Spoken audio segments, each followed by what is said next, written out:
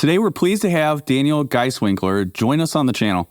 Daniel is an established Amazon Merch on Demand and KDP seller who has found notable success with more than 50,000 products sold. As he navigates the print on demand world, he also shares his insights and experiences to help others through his platform, Success on Demand. I'd also like to welcome back all of our viewers to this channel. If you're new here, my name is Cameron Scott. As Amazon sellers, we have a lot to juggle, and effective advertising is a huge chore. On this channel, we simplify and automate our Amazon ads so we can focus on what matters most. In our conversation today, we'll be diving into Daniel's approach to leveraging Amazon ads to fuel the growth of his Merch on Demand and KDP business. Daniel, thanks for taking the time to join us on the channel today. We're delighted to have you here. Thank you, Cameron. Nice to be here.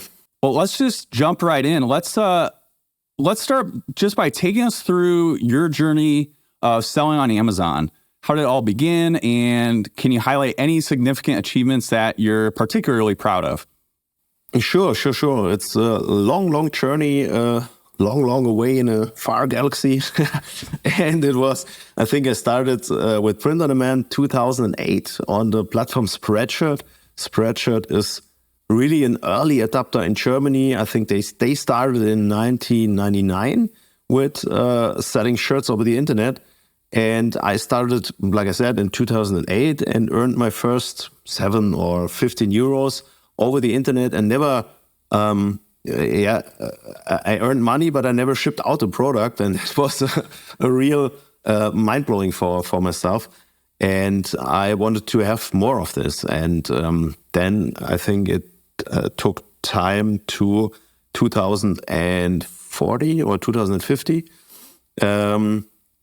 And there it really started off with selling shirts over Facebook. This was really popular this time. I think you remember Teespring. And I started then with Teespring and switched then because I got a good tip from other seller. He said, hey, you can sell in Germany. You know the market, you know the crowd. So on Teasely, the success started then really heavy for me. And I sold with Facebook and Teasely 25,000 products. And then the success died a little bit because Facebook changed some things and it was really hard to sell shirts then over Facebook. And I switched then to Amazon, Merch by Amazon. I think they started their service in 2016. Correct me if I'm wrong. And around then. That was before I got started on there. Yeah. And so it was really early there, but I never got so much focus on that platform because I got some other things to sell and sold over Spreadshirt more. And I think really the focus was then back in 2019, 2020, where I started then more and more to Merch by Amazon stuff because I saw other sellers, they have grown their account and I saw, wow, this should be a real opportunity there to sell on Merch by Amazon. And now I'm really proud of that I made so much sales there and it's going to grow more and more. And hopefully we can cross 100, 200, 250,000 products, maybe. Great. So is Merch on Demand and KDP, those are your primary platforms at this point? Actually, yeah, and my Shopify shop and Spreadshirt is, they are not as big as they were in 2015. And that's my currently focus. Okay, great. We're going to focus mostly on the Amazon side of things, given that we focus on Amazon advertising. But given that you've been selling for some time, I'm assuming you've been advertising as well for some time on Merch on Demand and KDP.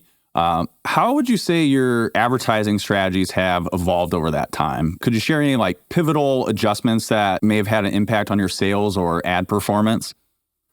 Sure. You start as a totally beginner, but I remember the point where I started. So I figured out, or I have a look at some data points that are similar to Facebook data points. So 10 clicks to a sale, that was a data point I found that are currently similar on Amazon.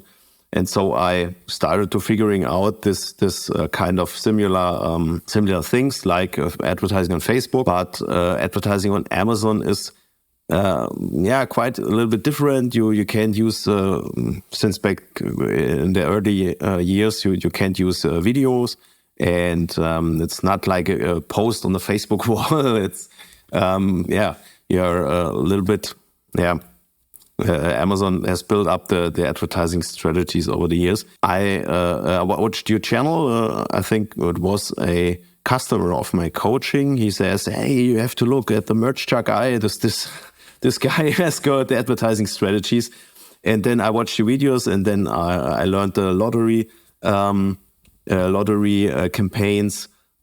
So I have done bulk campaigns before. So I started to test this with the help of the producer to extract all the products in one big campaign.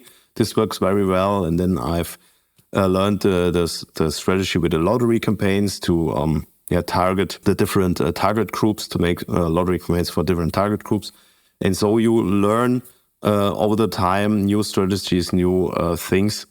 And I think it will not end here. You will always learn something new, and will always you have to always be open-minded to grow your advertising. I think it's a great point. There's always something new, and the platform's changing. I actually got my start in Facebook ads as well, just learning the advertising. Do you feel like it helped knowing Facebook ads when you did come over to Amazon advertising? Yeah, for sure, because the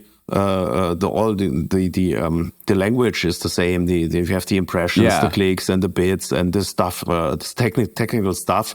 You already know that, and you know the key points, the key metrics, and so you always can. If you learn one platform, you always can transform the knowledge to another platform as well, and that helped me to start out. Yeah.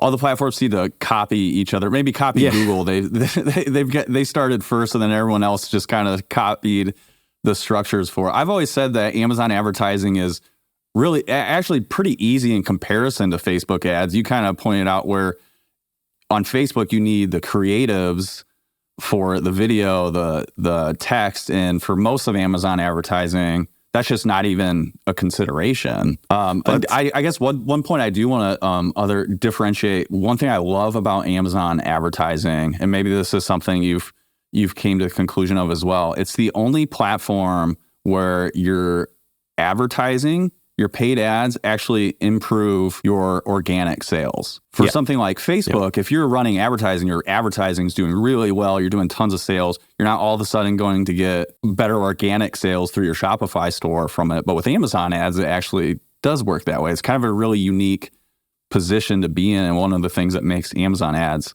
so strong. It made me think of it as, with the comparison to Facebook. But because it's the whole ecosystem in Amazon directly.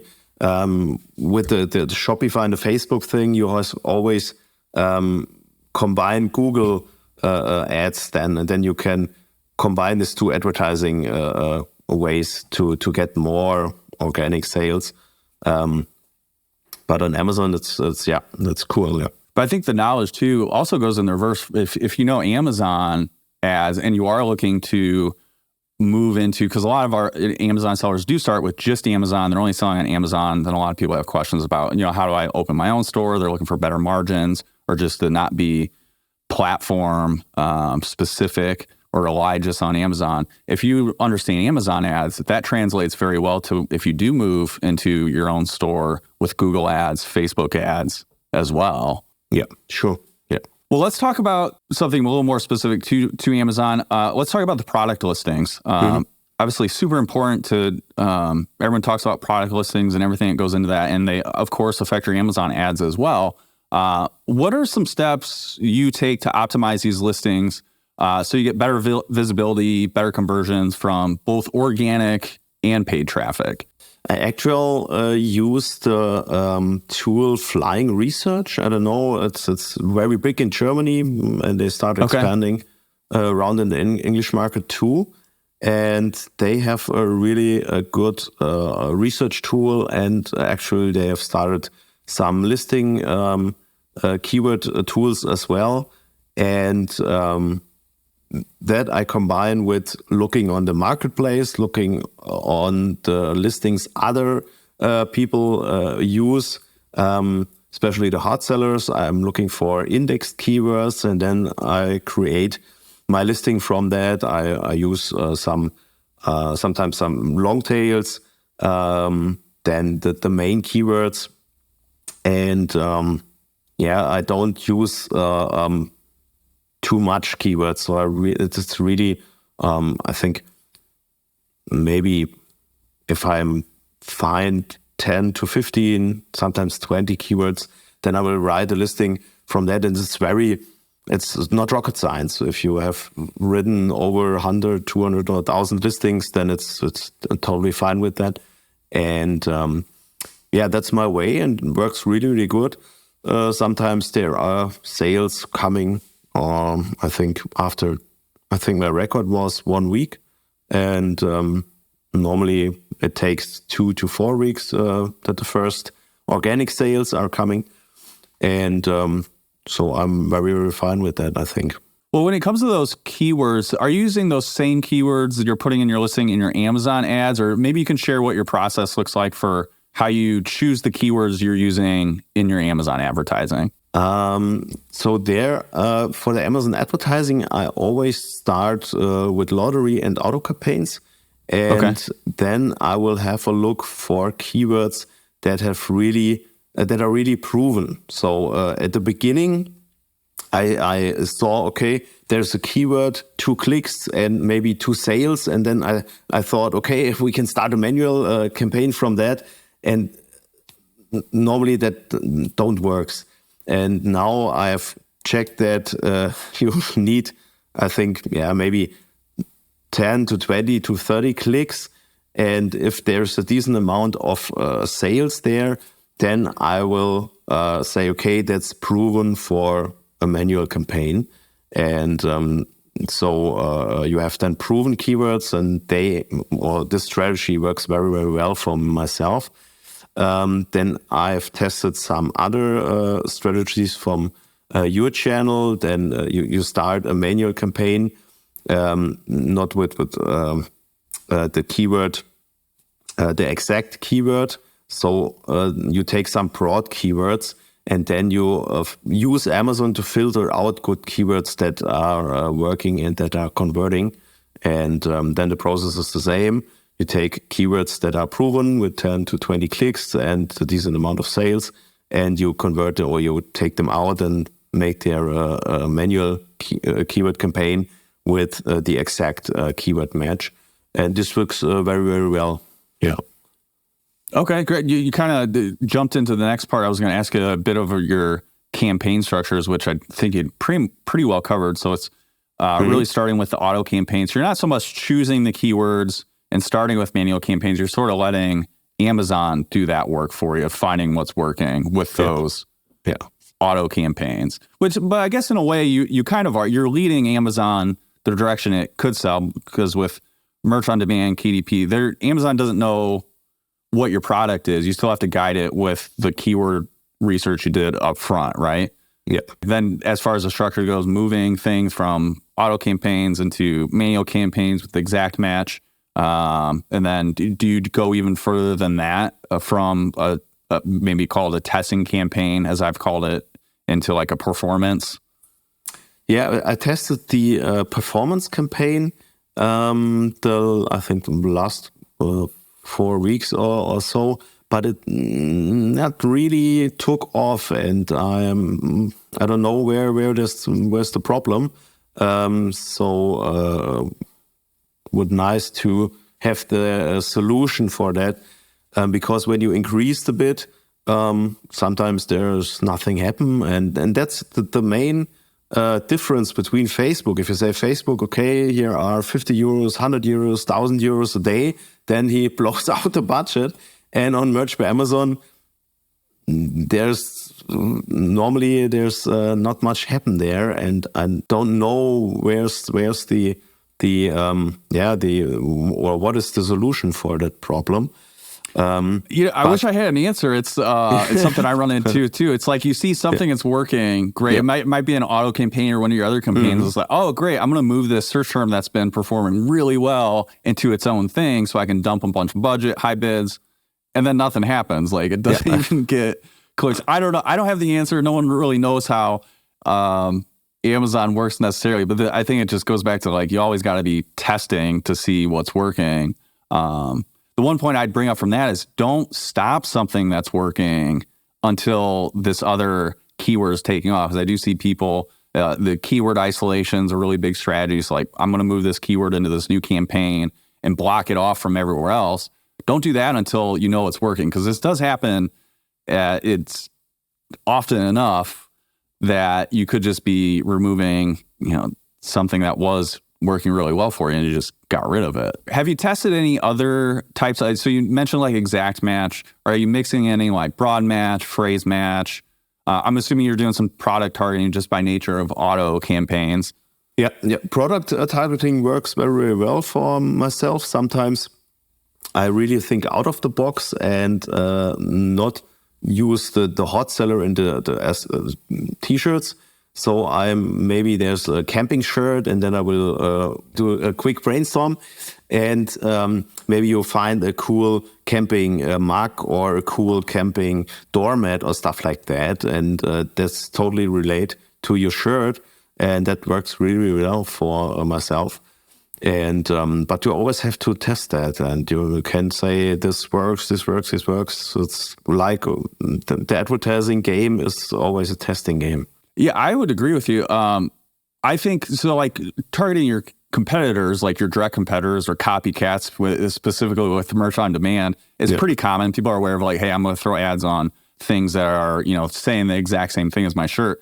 But there's other products you can target that aren't even t-shirts that can work really well. I saw this with some of my best sellers as well. It was targeting just products that weren't even close to related t-shirts, but people still purchase these. I think this just speaks to diving into your data, like see what is where, especially for our running auto campaigns. Amazon does a pretty good job of spreading the love of your product across all sorts of things. Of course, they have all the data in the world to figure out where this is going to sell, because at the end of the day, that's all they really care about is selling products. Yeah. And that is a totally crazy thing with the lottery campaigns. I mean, you put all your stuff in one campaign, and this works really, really well. This works so good. That's sometimes crazy, and you think, wow, there must be such a big AI in the background that crawls all the data and gives you a really good performance for that. It is kind of crazy how it's like the simplest thing possible works. I mean, lottery campaigns have to be the easiest thing to run. You're just dumping a bunch of ASINs into your one single campaign. And if anybody's watching not familiar with lottery campaigns, I'll put a couple links in the video just explaining lottery campaigns and what they are. But essentially, a quick rundown is just all of your ASINs. If you have a large portfolio, I'd say a couple dozen products or more, even up to hundreds of thousands of products, put it into a single ad group inside of a single campaign. And there's a ton of different variations you can do. You can segment them by niche or product pricing are some pretty common ones, but it's just dumping everything in one and just letting the Amazon algorithm figure it out. Generally with low bids, so you're not getting in too much trouble, but you can just sort of play with those bids based on, your products and see what's working. But to your point, they work really well. And it's a great way to figure out what's my next best-selling product or which one do I want to put more attention into with campaigns. And they work. They work really well. Yeah. So I've tested there so much things. One, what works really well too is you take one campaign and then you make for every design an ad group. When you then click on the ad group, you have the data then specific for this design. That works really well for myself too. But you can't split then the other way for the targeting. Maybe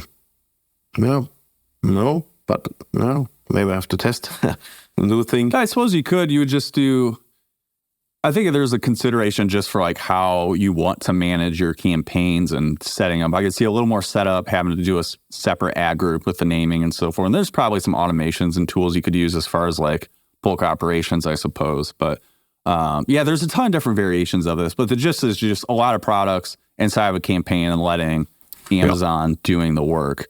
But ad groups is interesting. I can see your point with like the data. You get the search term data. Yeah.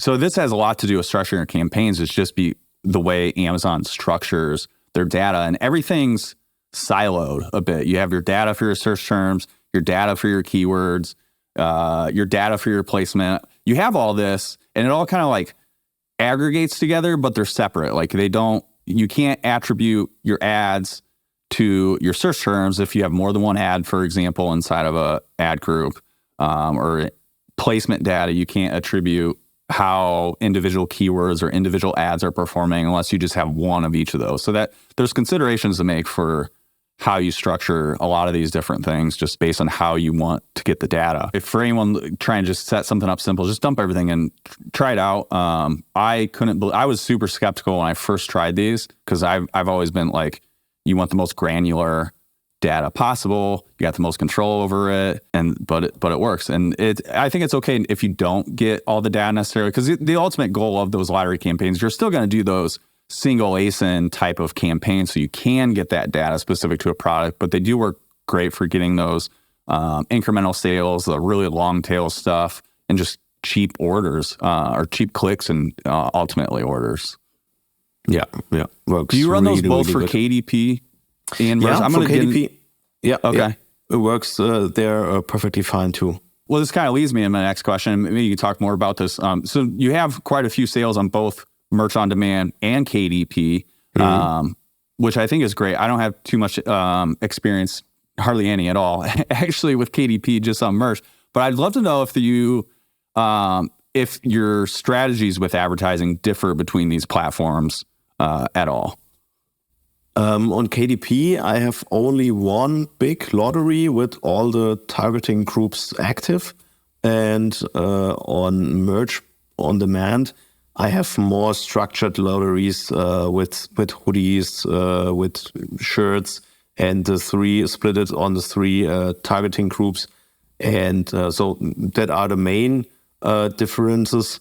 And the rest is the same. So if you have good products, you may auto campaign, then you filter out good keywords or maybe related products, you make a manual. So this stuff is totally the same. Okay. Yeah. That's good to know. I kind of assume that. I think the strategies really apply to pretty much any product, or because it's more of almost like a mindset. It's like just find what's working, amplify it, throw more money at it, increase bids, and what's not working is get rid of it or reduce it as much as possible. I think that's like the overall strategy that really applies to any advertising. Now, of course, with Merch, KDP, like just Amazon in general, it's a pretty seasonal business, just e-commerce, right? Like you have the holidays, very seasonal in nature. But I think we deal with that more in Merch on Demand and maybe KDP as well, just based on the types of products that you're creating. There are a lot of seasonal designs. Do you do anything specific in your strategies that you implement during peak selling periods? I'm not focusing on that kind of thing. I always say to myself, hey, you have to do some seasoning stuff. But I've got one seller on KDP, but this was not a focus to make that. I've created a product and then it took really often, sold 100 units per day. And then I thought, well, wait, why is that? And then I asked my wife, and she works in the kindergarten, and this product was related to kindergarten as a gift for people that leave the kindergarten. The season is in the summer, so at the end of the summer, and there the product was really taking off.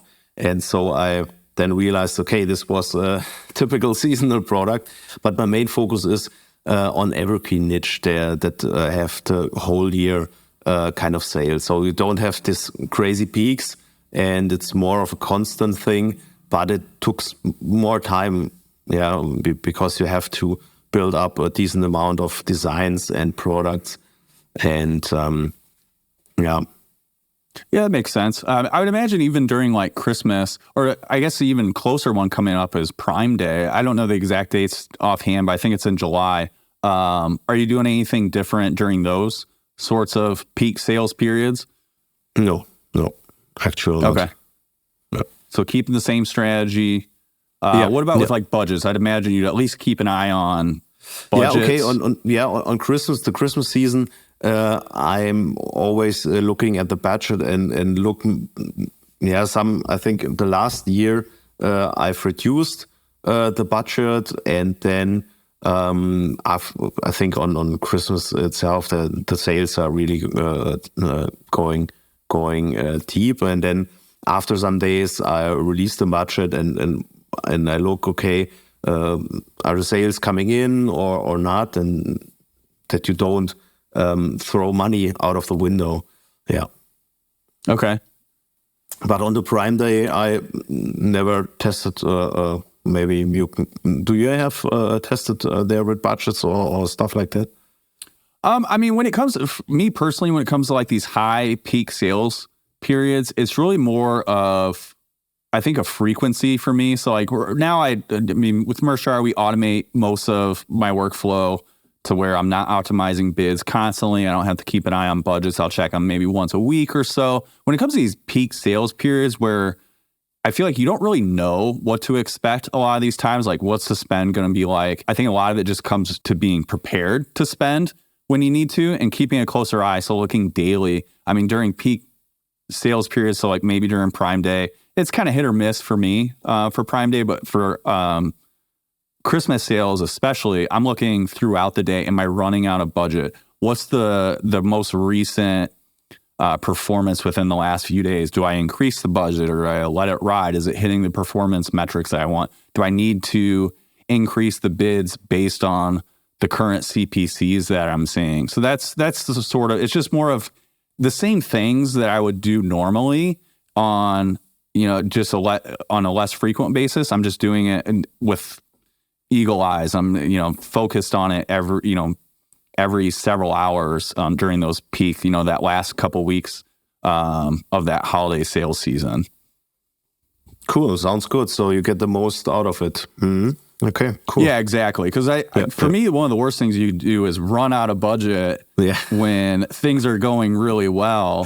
I know people do have different strategies. I'm pushing as much as I can, almost as long as I can, all the way through the holiday sales season. I know some people like to reduce budgets and kind of soak in some of that extra profit and let the organic take over. I've always been pretty aggressive in my advertising, but it comes down to personal preference. So this is why we want to just get some different perspectives, of course. Yeah, maybe I will test it now in the coming season at the end of the year. I think this leads into our next question, though. Just all these different tasks that you have to perform. A lot of times it just seems like it's never ending. Like Amazon ads, there's always something else you could do. You could turn it into a full-time job if you let it. How do you determine where to invest your time for maximum return? Do you think there's a diminishing return in the amount of time you do spend on ads? Yeah, I will. I think at the beginning, I tested so much stuff, and sometimes something works, something not works. And now, after all this learning years, I have a system in Notion where I have a protocol, all the things that matter. So how to look at the metrics, what kind of date range, and in what kind of specific tasks you look at the data. And so this was at the beginning, you don't really know what you click and what to decide, what stuff you should do. And now it's all protocol. It's all it's a completely workflow. And the next step was then to automate things. And then I found Merchjar.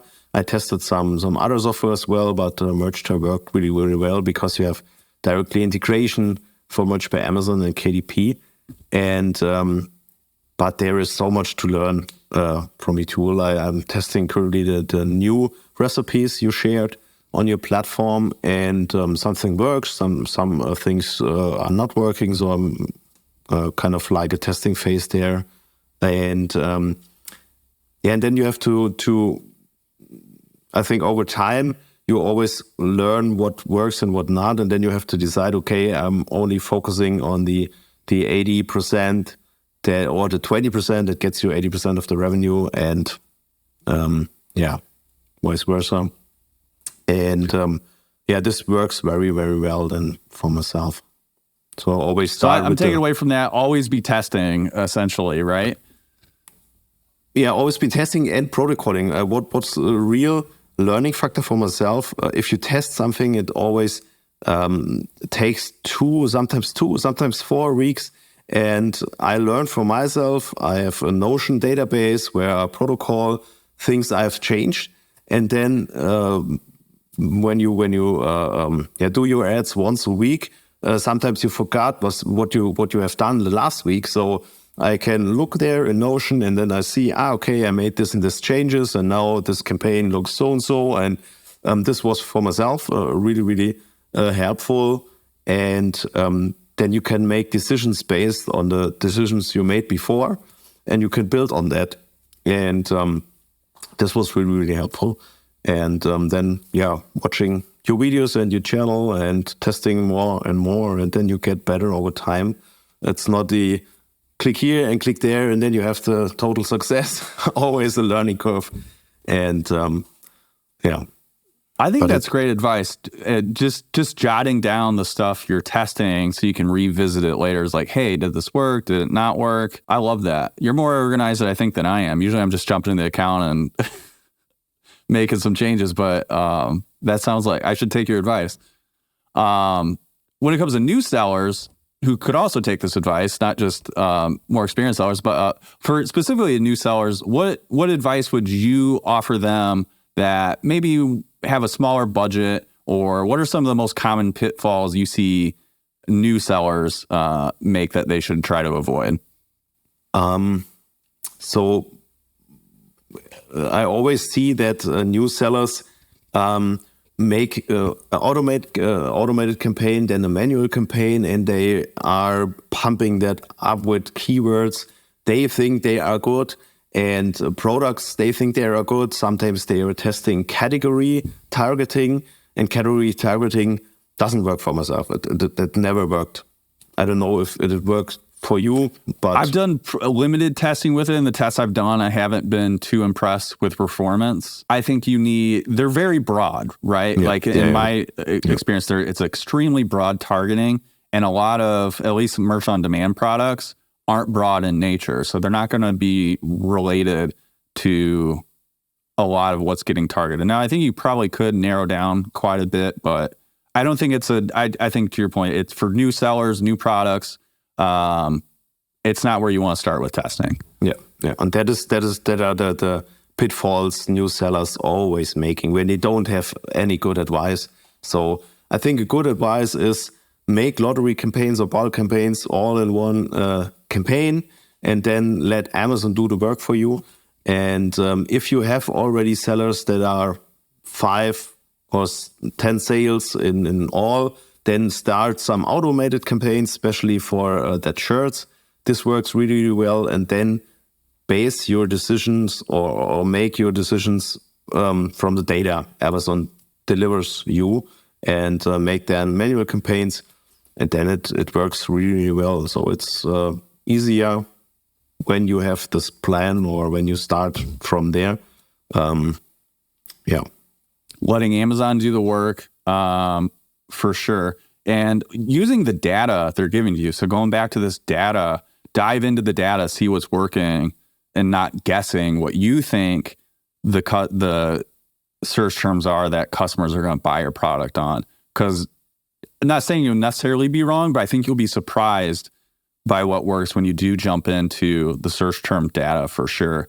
The other point I just wanted to highlight that you brought out is you mentioned pumping a manual campaign full of keywords. And I see this all all the time as well. Keyword dumping, putting, hundreds of different keywords, 500 keywords or more inside of a single campaign. And that's got to be one of the worst things you could do. To be able to fully test that many keywords, you need a ton of data. You need to get a ton of clicks to know if it's working, but also if it's not working. So that's a lot of spend. So for like new budgets, you want to limit the amount that you're testing. I would say, in my opinion, one of the worst things you could do is start testing something, but not collect enough data for it to know if it's working or not, and then turn it off. So you test before you get enough data to make a decision either way, really. And that's as good as setting money on fire. And what I registered is that you see winners you directly see from the start. So there are sometimes you see it after 10 clicks.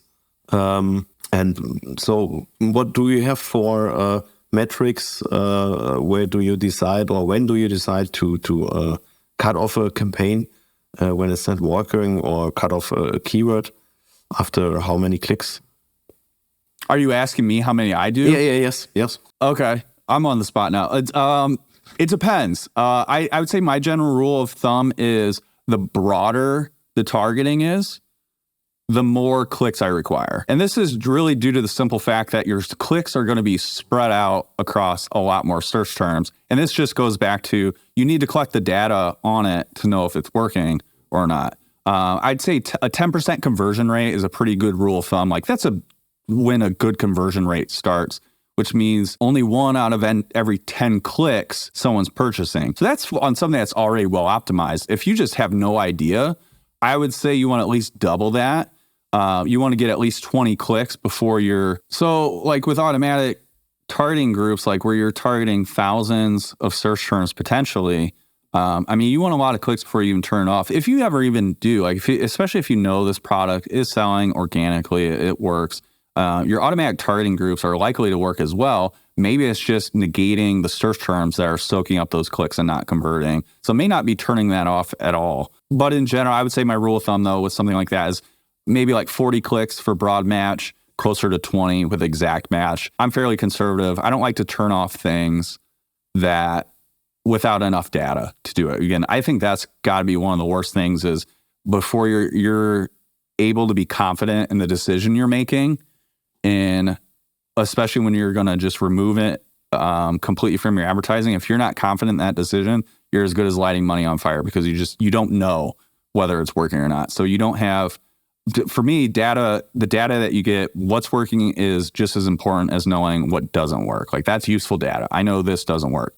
But if you're not able to deduce that from the amount of data you have, then, any of the clicks you got up to that point in the spend was wasted, in my opinion. So you kind of touched on this earlier as far as the business and your plans for the future, wanting to sell 250,000. Maybe you can give us some insight into what your plans are for your Amazon business specifically, and how you expect your advertising strategies to evolve over time to reach some of these goals. I think there is so much room left. So one strategy is to outsource more and to grow a team, more designers, more researchers and stuff like that you can put out more numbers. And another thing is to focus more on the things that are working. So I currently made so I looked about, okay, what kind of designs are bringing me sales, what kind of niches. And then I registered that there is the Pareto principle as well. And I think there's one niche that is bringing me totally the sales, and there is 1 to 3 designs that are really doing well. So I'm focusing now all my focus on there and bring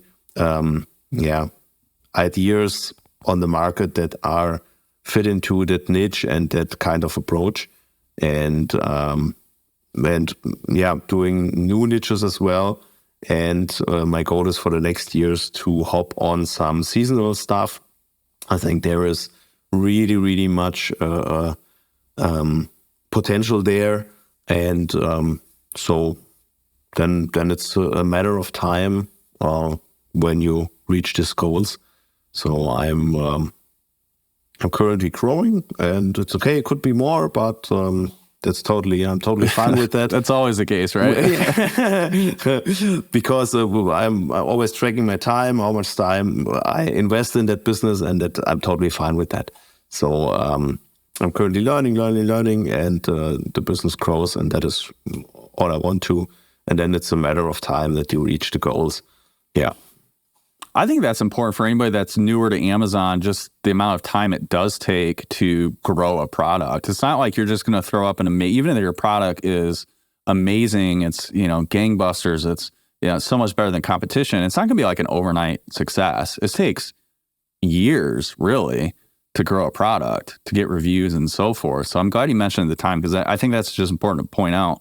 It's not overnight. It's going to take years for a product to reach maturity, to reach, the level of sales that it is capable of. Yeah, totally agree with that. Sometimes products on my account start off 1 year from now. That's totally crazy. So you are always working in the future. And normally what I saw on YouTube videos and stuff like that people take 3 to 4 years to reach a decent amount of sales. I'm a little bit slower because it's not my main focus. So I think for myself, taking 5 or 6 years, but I'm totally fine with that. For me, it's a marathon, not a sprint game. And that's totally fine. Yeah, for sure. Anything you see with your advertising specifically, do you see any way that's going to evolve, or any plans for with your advertising to evolve that to reach some of these sales goals? Sure.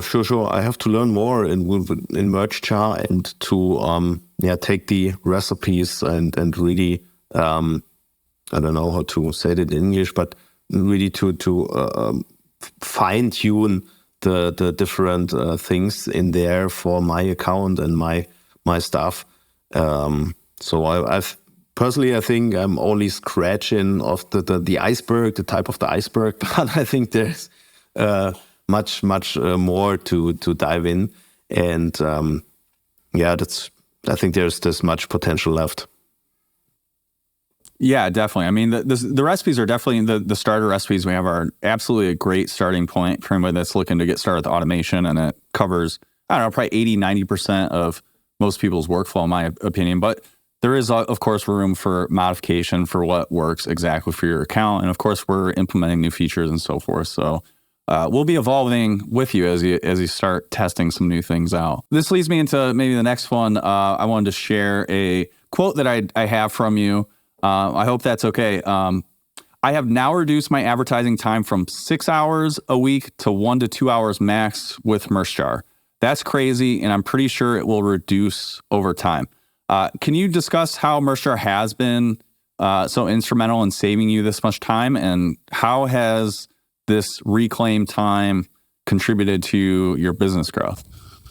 Yeah, I mean, the time you reduce, you can invest in new ideas and new niches, and this keeps the business growing. And that's the one fact. And the other thing is to don't have that in mind too. So I built up in the beginning really big Excel sheets, and then I controlled every campaign. Here you can, and then I marked that green, so I have the total. When you have hundreds or 200 or 500 campaigns, you get crazy to manage that for yourself. You totally get crazy. And then the first learning was how to structure that better, and how to reach the same amount of sales with a better campaign structure, and only focus on data and that what's working. So this was a whole shift. So I started completely new campaigns, I think last year. And so the old system works, but it was so much time that is put in there, or that I've put in there. And then I watched your videos, and then I thought, hey, okay, it must be doing better if you have a strategy, if you have the campaign structure, and if you do some automations with your ads, with your tool. And the first automation I think I placed is how to cut out losers automatically, so I don't have to make that for myself. This is a real time saver, but because you have that in mind, okay, the tool says with this and this parameters you set, it cuts off the ad or the targeting group. And then the next thing is to automate the bid, to increase or to decrease the bid. And this saves time. This saves so much time because you have hundreds of campaigns. And I hope I explained it well. No, that's great. I think you pretty much nailed all the main things that we do. I mean, it really does come down to saving time. I mean, that's our most valuable resource that we have. And I mean, with Amazon businesses, there's so much to do. And so removing any daily tasks or chores, or if you're not doing this, you should be like, these are the things you need to be doing to keep up with your Amazon ads. You can't just set it and forget it. That's one of the worst things you can do with how often things change. And if you are doing things correctly, it's just a huge time sink. So, you nailed it with the bid optimizations, especially cutting out things that aren't working and just having that automated, because it's a really tedious process to do that. Downloading search term reports or navigating through ad console and doing it on a campaign by campaign basis. Those are absolutely the biggest time savers for myself as well. Sometimes I forget how much time I'm actually saving just because as long as it's been running for my own accounts, like it's just not even a thing I think about anymore. But one more, just a question to tack onto that. What would you say to Amazon sellers who are considering to use a tool like Merchar for their advertising? Yeah, I would say that if you are searching for a tool that saves you tons amount of time, you can invest for yourself or to grow for your Amazon business or for your friends or for your family, then you need a tool like Merchar because, like you said, time is the most valuable thing we have in our lives. And that's all I have to say about that. No, I appreciate that. It's a great endorsement, I think, for us. Well, before we wrap up, for those that are interested in more of your journey and experience, where can they find you? They could find me on danielgaiswinkler.com, but it's all in German. I have a German audience, or my YouTube channel, Mr. Gaiswinkler. And there you will find me and doing some tutorials and stuff like that. And in the future, I will do Merchar videos as well and in German. Great. So we'll be sure to add links below so you can find Daniel in the future. Daniel, it's been fantastic having you. Thanks for all your insights and strategies you've shared with us today. And to our viewers, thanks for tuning in. We hope you've picked up some new ideas for your own Amazon journey. And be sure to subscribe for more conversations just like this. And keep testing, keep optimizing, keep scaling. Thank you. Bye-bye.